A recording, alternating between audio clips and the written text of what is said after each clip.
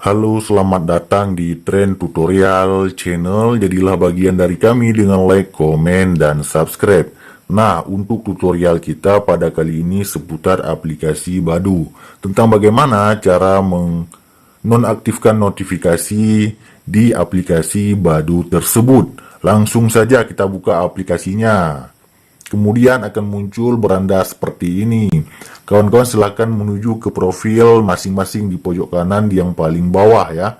Nah, kemudian klik di pojok kanan atas di logo pengaturan. Kalau sudah, di sini ada beberapa pilihan lagi ya. Kawan-kawan untuk menonaktifkan notifikasi, pilih di pilihan akun. Nah, begitu kita klik pilihan akun, muncul seperti ini. Pilih saja notifikasi. Nah, jika kita ingin menonaktifkan notifikasi, di sini ada beberapa notifikasi ya. Ada notifikasi pesan, kita nonaktifkan saja. Kemudian notifikasi jodoh kita nonaktifkan. Suka juga kita nonaktifkan ya. Pengunjung profil kita nonaktifkan.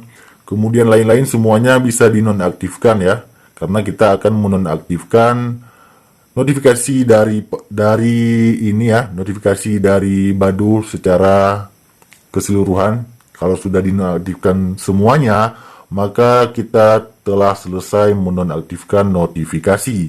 Demikian, sampai jumpa di video kami yang lainnya. Assalamualaikum warahmatullahi wabarakatuh.